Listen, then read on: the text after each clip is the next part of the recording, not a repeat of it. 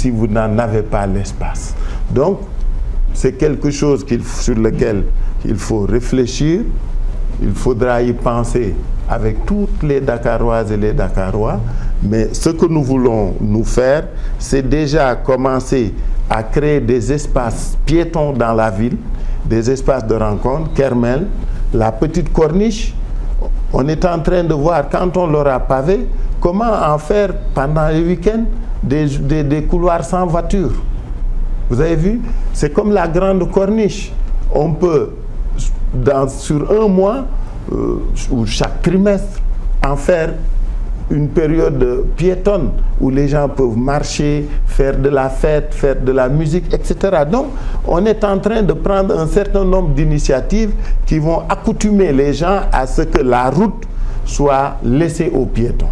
Je crois que si on parvient à ça déjà, on aura fait un pas. Et les trottoirs occupés par les ambulants, comment vous allez Maintenant, gérer? vous revenez au problème. C'est vrai, vous l'avez posé. Ce problème, malheureusement, qui est un problème de gestion quotidienne.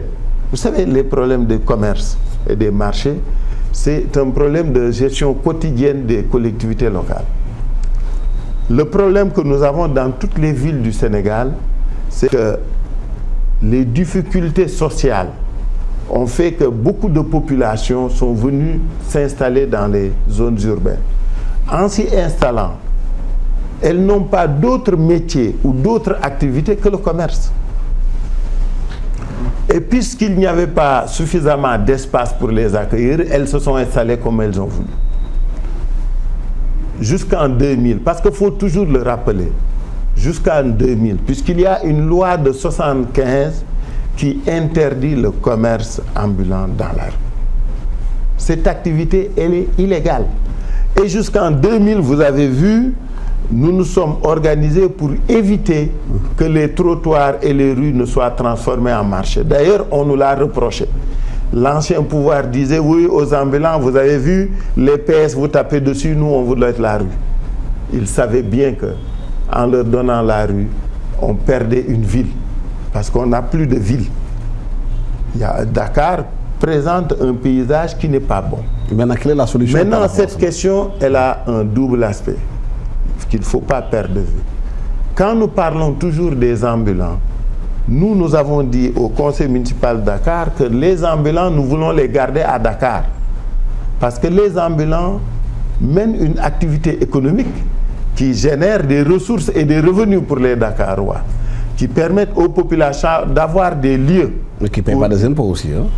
Ah si, beaucoup payent les taxes aux communes. C'est ça le problème, je vais y revenir. Mais le deuxième aspect, c'est que ça gêne. Parce que les marchés sont organisés et déterminés. Depuis 2009, nous avons engagé le dialogue avec les 18 fédérations et associations des marchands ambulants. Nous leur avons fait comprendre qu'ils ne peuvent pas rester, elles ne peuvent pas, ces associations fédérales, rester dans la rue. Il n'est même pas question, on le leur a dit, et elles sont d'accord. Nous nous sommes dit maintenant, au fur et à mesure que les possibilités s'offriraient, on les installerait quelque part. C'est ce sur quoi. Mais, je l'ai rappelé aussi, quand les exigences de travailler et d'investir dans la ville se présenteront, on sera obligé de les faire bouger. Aujourd'hui, c'est pourquoi depuis 1 an et demi, nous sommes en train de les informer, de les sensibiliser sur le pavage qui démarre. Le pavage qui démarre ne concerne pas que les ambulants. Je ne veux pas qu'on les stigmatise. Le pavage va concerner les trottoirs et les rues de la ville de Dakar.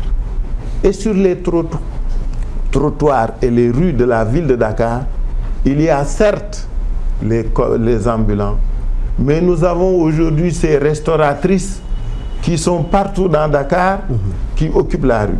Nous avons les mécaniciens, les soudeurs, les ferrailleurs, les menuisiers, toutes ces activités qui sont bonnes pour la ville, mais qui malheureusement sont mal localisées. Moi, je dis toujours toogin bi ak toogaay bi, parce que toogin bi ak toogaay bi moo jekkul. Et c'est à cela qu'il faut trouver une solution. Donc, quelle sera la solution? La solution, nous l'avons imaginée en 2 étapes, en 2 phases, avec les ambulants. Pour les ambulants que nous avions recensés, nous allons les recaser. Où? Nous avons acheté un terrain à Félix Eboué, à 3 milliards. Ce sont les ambulants eux-mêmes qui ont désigné l'entrepreneur, qui ont validé le plan avec l'aide de nos services techniques, qui ont déterminé le coût des tables et qui se sont partagés un peu l'installation. Parce que c'est tous les ambulants du centre-ville qu'on va aller amener à Félix Eboué. Et nous pensons, c'est l'engagement de MADS, que d'ici octobre, on pourra les recaser. Mais on n'attendra pas octobre pour les faire bouger aussi. Je veux profiter de votre antenne pour le leur dire. Parce que le pavage va démarrer, on va les faire bouger. Mais on va les faire bouger en accord avec eux. Mais nous sommes obligés de prendre les artères et de les commencer. Et on ne peut pas attendre parce que, comme je vous l'ai dit, le pavage, c'est 9 milliards d'investissements. C'est de l'argent qu'on paye. On ne peut pas bloquer les travaux et ne pas les commencer. Donc, c'est la même chose pour les grandes artères, mais c'est la même chose dans les quartiers. Parce que dans les quartiers aussi, nos maisons, je commence par ma maison, celle de mon père, celle de ma tante, et toutes ces maisons-là ont grandi. Nous avons tous transformé nos garages, nos devantures en boutiques et en commerce. Mais surtout, c'est que toutes nos maisons ont pris sur la rue. Le pavage va revenir aux normes. Donc c'est pourquoi j'avais demandé... C'est-à-dire qu'il y aura de la casse. Bien sûr. Nous l'avons dit aux délégués de quartier. Moi-même, j'ai commencé à aller dans les quartiers. Je suis allé dans beaucoup de quartiers pour leur dire... Je viens dans une maison, je dis, regardez, vous avez pris 2 mètres sur la rue. On va l'enlever. Aujourd'hui, tous ceux qui ont des salons, des boutiques, occupent la rue. On ne peut pas. Le pavage, c'est pour que les populations recouvrent la rue. C'est pour que la mobilité, la fluidité, l'espace de vie et de rencontre puisse être réhabilité. Est-ce que vous n'allez pas là faire face à des frondes par rapport à cela? Non, les populations qui ont l'habitude d'avoir occupé, c'est vrai, la rue, mais une habitude qui est là depuis longtemps, les faire changer d'habitude, ça va être difficile. C'est un problème d'éducation et de sensibilisation qu'on a commencé depuis 2009. C'est vrai que l'ancien pouvoir l'avait beaucoup politisé. Mais le président Macky Sall, le ministre Cheikh Bamba Dièye, le Premier ministre Abdoul Mbaye, avec qui nous avons commencé à discuter, sont d'accord avec nous sur le fait qu'il faille réhabiliter Dakar. Il faut qu'on ait une ville. Ce qu'on a, ce n'est pas une ville. J'ai un doyen qui parlait hier, lui, il ose le dire. Mais il me dit, le problème que vous avez dans toutes les villes du Sénégal, c'est qu'on a une ruralisation des villes. Cette ruralisation des villes est un vrai souci. Donc, il faut, par la persuasion, par le dialogue, par la discussion, faire comprendre aux gens qu'une ville, c'est un certain nombre de règles, de normes et de critères. Et nous, au niveau du conseil municipal, nous sommes déterminés à faire notre travail. Vous savez, je l'ai dit dès 2009, je le réitère aujourd'hui, où je suis au terme de mon mandat. Je ne suis pas, moi, omnibulé par un deuxième mandat. J'ai un travail à faire. Ce travail, je vais le faire, quoi qu'il en coûte, grâce à Dieu. Avec les populations de Dakar, il n'y aura pas de forcing, il n'y aura pas de violence, mais par la persuasion, nous ferons comprendre à chaque Dakaroise et à chaque Dakarois que si nous devons reprendre la ville, il faudra le faire normal. Justement. Et de ce point de vue, on est déterminé, donc, par le dialogue. Vous savez, je vous donne un exemple. Notre collègue Seynabou Wade avait des problèmes avec les populations parce que vous savez, en plus des pavages, nous avons les autres projets de la ville par le précole et autres. À Colobane, vous étiez au courant des problèmes. La Banque mondiale a un principe qu'on appelle le PAR. Quand vous devez faire des routes ou dégager les routes, vous devez dédommager. Mais la personne qui est dans une situation illégale, comment peux-tu la dédommager? Donc nous avons Seynabou Wade a réuni tous les délégués de quartier et toutes les familles de Colobane. Et ce sont ceux-là qui ont été dans chaque maison dire que si vous ne sortez pas, on perd 300 millions. Les populations ont signé chaque maison pour dire que pour ce projet-là, nous sommes d'accord pour quitter la rue. C'est un bel exemple qu'elle nous a donné et c'est cet exemple-là que nous voulons voir se démultiplier dans tous les quartiers parce que dans tous nos quartiers, le pavage va impacter sur l'occupation de la rue. Monsieur le maire, entrons dans le volet politique de notre débat aujourd'hui. Souvent, la mairie est un... Vous avez dit monsieur le maire et vous voulez parler de politique. Mais oui, vous êtes aussi un homme politique, monsieur le maire. Vous êtes membre du Parti Socialiste, du comité central, ce parti. Aujourd'hui, souvent, du bureau politique, souvent les gens disent que la mairie est un bon tremplin pour quitter la mairie et aller à la présidence de la République, comme ça fut le cas de Macky Sall, ce fut le cas aussi de Jacques Chirac en France. Aujourd'hui, le Parti Socialiste, dont vous êtes un des membres éminents, certains parlent de vous comme étant un potentiel candidat au poste de secrétaire général de ce parti. J'ai mon jeune frère qui me disait que je ne me rase jamais. Et j'ai dit depuis 2009 que nous avons un mandat. C'est celui d'être maire de Dakar.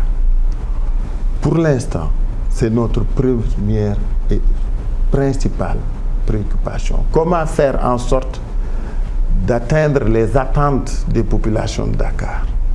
Parler d'une présidentielle qui aura lieu. Ça ne vous empêche pas. Non, je parle du poste de secrétaire général du Parti Socialiste, parce qu'il y a un congrès qui va se faire avant la fin de l'année. Non, c'est que vous parliez de Chirac et de maire.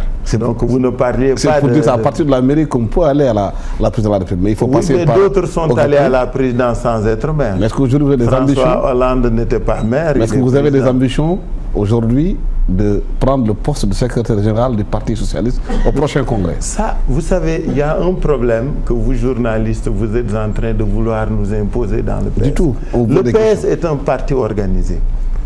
Le débat politique, il se passe toujours à l'intérieur du parti.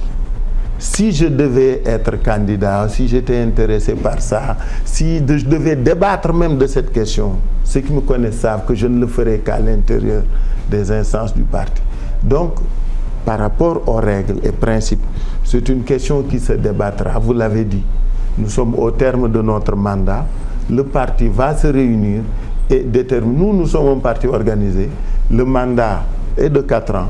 Nous l'avons exceptionnellement prolongé au cours du comité central et validé par le congrès extraordinaire pour terminer tous les scrutins. Le bureau politique et le comité central se réuniront pour apprécier la nouvelle situation et déterminer une démarche. Oui, parce que votre posture de maire de Dakar fait dire à vos partisans que vous avez déjà les coups de franche ou bien l'étoffe aujourd'hui d'occuper le poste de secrétaire général de votre parti, compte tenu du fait aujourd'hui que votre secrétaire général actuel a perdu en tant que directeur de campagne et 2 fois en tant que candidat. Et quand on regarde bien, le Parti socialiste est passé de 3 millions d'électeurs à pratiquement 300 000 avec la dernière élection passée. Vous savez, vous faites un jugement de valeur qui n'est pas le mien. Non, c'est une analyse que je fais. Non, ce n'est pas une analyse, c'est un jugement que vous faites. Un parti qui est passé de 3 millions d'électeurs